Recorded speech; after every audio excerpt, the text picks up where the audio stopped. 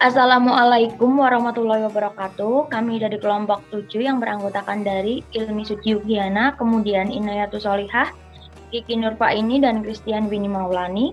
Di sini kami ingin mempresentasikan hasil dari diskusi kelompok kami yang berjudulkan Etika dalam Penelitian.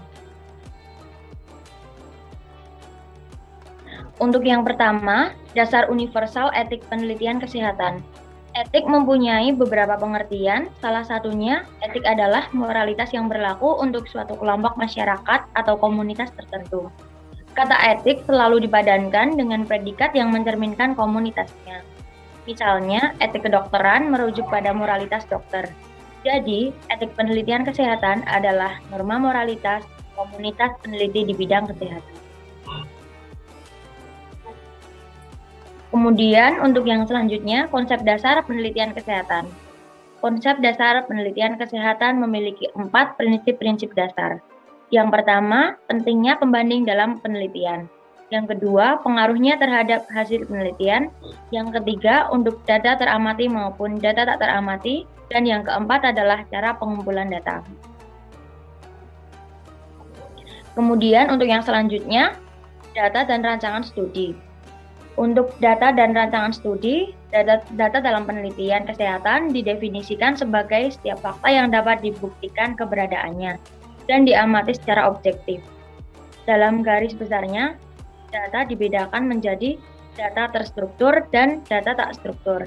Data terstruktur adalah setiap fakta yang dapat diukur dan diklasifikasikan. Data yang dapat diukur disebut data kuantitatif. Misalnya usia dalam tahun, tinggi badan dalam sentimeter, berat badan dalam kilogram, dan sebagainya. Berdasarkan skala pengukurannya, data kuantitatif dibedakan menjadi data rasio yang memiliki titik nol mutlak dan data interval yang tidak memiliki titik nol mutlak.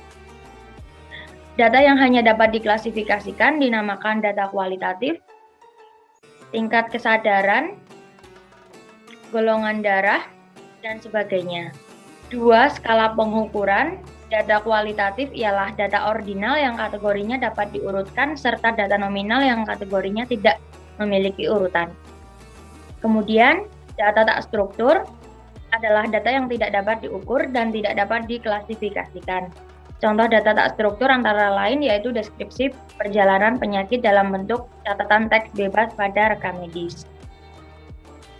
Next.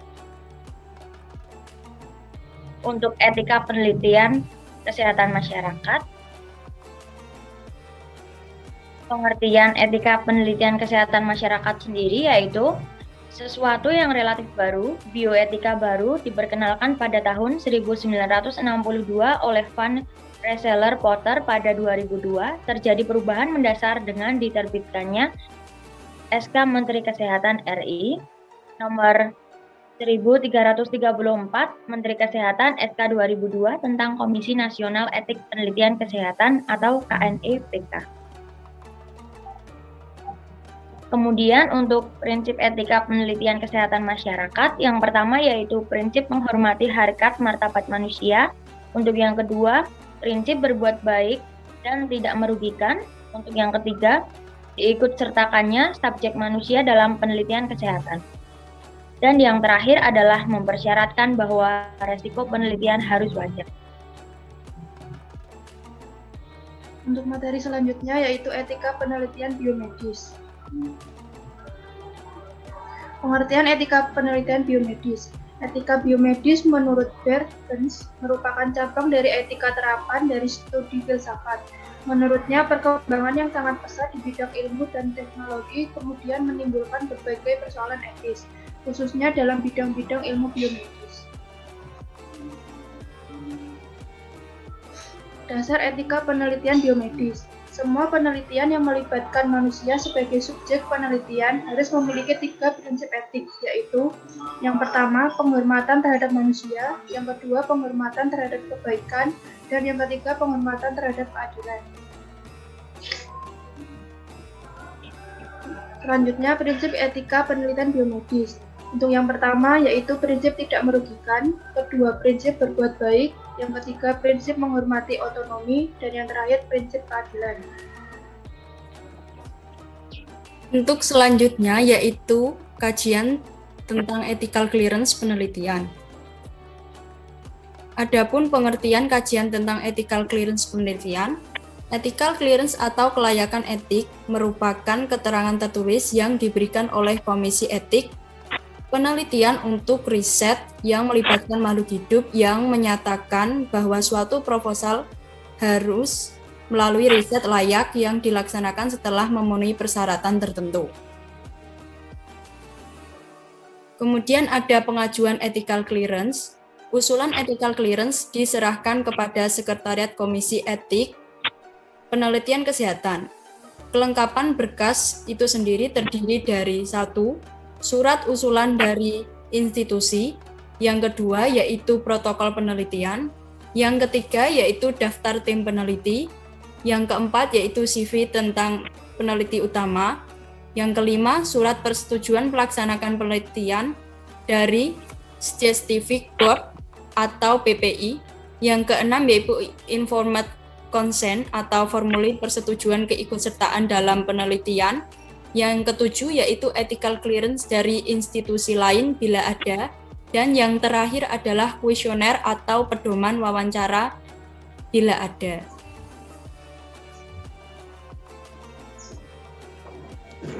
Selanjutnya yaitu hak cipta dalam peneliti. Pengertian hak cipta dalam peneliti sendiri tercantum dalam Undang-Undang Nomor 28 Tahun 2014 tentang hak cipta. Disebutkan, hak cipta adalah hak eksklusif pencipta yang timbul secara otomatis berdasarkan prinsip deklarasi setelah suatu ciptaan diwujudkan dalam bentuk nyata tanpa mengurangi pembatasan sesuai dengan ketentuan peraturan. Hak cipta merupakan hak eksklusif yang memiliki dua bagian hak di dalamnya, yaitu hak moral dan juga hak ekonomi. Hak moral adalah hak yang melekat secara abadi pada diri pencipta untuk tetap mencantumkan atau tidak mencantumkan namanya pada salinan sehubungan dengan pemakaian ciptaan untuk umum, menggunakan nama aslinya atau nama samarannya, mengubah ciptaannya sesuai dengan kepatutan dalam masyarakat, mengubah judul dan anak judul ciptaan, dan juga mempertahankan haknya dalam hal terjadi distorsi ciptaan, mutilasi ciptaan. Sistem perlindungan dan jangka waktu perlindungan hak. Secara umum, hak cipta tidak harus didaftarkan karena di dalam sistem perlindungan hak kekayaan intelektual, hak cipta menggunakan sistem perlindungan otomatis atau automatic protection. Perlindungan hak cipta dapat dilakukan dengan waktu lebih panjang sejalan dengan penerapan aturan di berbagai negara, sehingga jangka waktu perlindungan hak cipta di bidang tertentu diberlakukan selama hidup pencipta dan terus berlangsung selama 70 tahun setelah pencipta meninggal dunia, terhitung mulai tanggal 1 Januari tahun berikutnya. Pembatasan hak cipta. Penggunaan, pengambilan, penggandaan, pengubahan suatu ciptaan atau produk hak terkait secara seluruh atau sebagian yang substansial tidak dianggap sebagai pelanggaran hak cipta jika sumbernya disebutkan atau dicantumkan secara lengkap untuk keperluan pendidikan, penelitian, penulisan karya ilmiah, penyusunan laporan, penulisan kritik atau tinjauan suatu masalah dengan tidak merugikan kepentingan yang wajar dari pencipta atau pemegang hak cipta. Untuk materi selanjutnya yaitu plagiarisme. Pengertian plagiarisme di Oxford English Dictionary mendefinisikan plagiarism sebagai the practice of taking someone else's work or ideas and passing them off as one's own. Kamus ini juga menerangkan asal kata plagiarism adalah dari bahasa Latin, yaitu plagiarius yang berarti penculik atau plagium yang berarti sebuah penculikan, dan dari bahasa Yunani yaitu plagion. Menurut asal-usul kata ini, plagiarism dapat diartikan sebagai sebuah tindakan penculikan karya seseorang dan mengakuinya sebagai karyanya sendiri.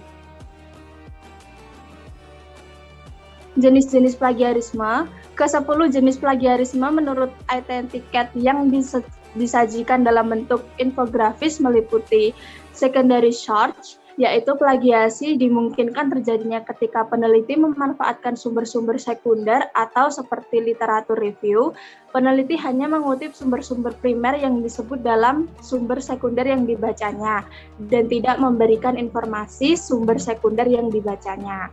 Yang kedua yaitu invalid source, yaitu plagiasi yang terjadi ketika peneliti memberikan informasi yang salah atau tidak memadai terhadap sumber-sumber referensi yang digunakannya. Yang ketiga yaitu duplication, yaitu plagiasi yang terjadi ketika peneliti menggunakan karya ilmiahnya sebelumnya tanpa memberikan informasi bahwa itu merupakan peneliti yang sudah dilakukan sebelumnya. Yang keempat yaitu paraphrasing, yaitu plagiasi jenis ini berupa mengambil teks dari suatu sumber kemudian dilakukan parafrasa namun tidak disebut sumbernya, seakan teks tersebut adalah miliknya. Yang kelima yaitu repetitive research. Plagiasi ini ketika peneliti menggunakan data dan metode yang sama untuk penelitian baru tanpa menyebutkan bahwa metode ini pernah digunakan pada metode sebelumnya. Yang keenam yaitu replication, yaitu plagiasi berupa tindakan mengirimkan naskah ke beberapa saluran publikasi seperti jurnal, conference, dan lain-lain. Yang ketujuh yaitu misleading attribution, yaitu salah atau tidak memadai dalam penyebutan pihak-pihak yang terlibat dan berkontribusi dalam sebuah penelitian atau naskah, mencantumkan pihak yang tidak mempunyai kontribusi pada sebuah riset juga termasuk dalam plagiasi jenis ini. Kemudian yang kedelapan ada anti-collaboration, yaitu plagiasi yang bisa terjadi karena orang-orang yang berkolaborasi melanggar kesepakatan dan etik kolaborasi. Kemudian ada verbatim plagiarism, yaitu plagiasi ini berupa tindakan mengcopy perkataan-perkataan atau verbatim, ide atau karya orang lain tanpa membubuhkan kutipan atau rujukannya.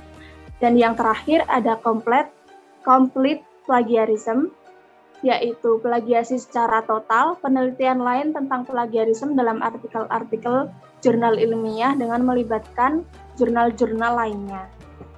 Pencegahan terhadap plagiarisme pada Peraturan Menteri Pendidikan Nasional Nomor 17 Tahun 2010 tentang pencegahan dan penanggulangan plagiat di perguruan tinggi diamanahkan poin penting yang dapat dijadikan rujukan dalam pengembangan kebijakan pencegahan plagiarisme. Salah satu poin penting itu adalah berupa publikasi karya ilmiah secara terbuka atau open access sehingga dapat diakses secara mudah melalui infrastruktur yang telah ditentukan. Dan berikut adalah daftar pustaka yang kami lampirkan. Sekian presentasi dari kami, kurang lebihnya mohon maaf. Wassalamualaikum warahmatullahi wabarakatuh.